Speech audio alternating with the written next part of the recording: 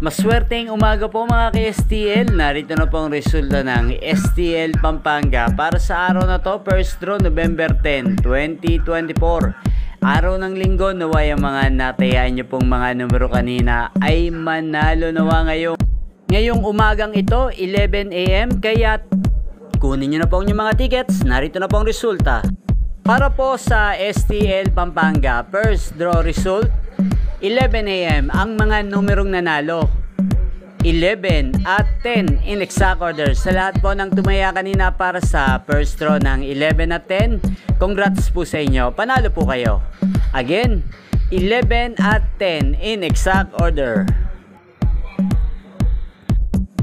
Ang shoutout po natin ngayong oras na to si Ate Charo. Ate Charo, shoutout po sa iyo. Naway isa ka rin sa manalo sa STL Pampanga ngayong araw na to.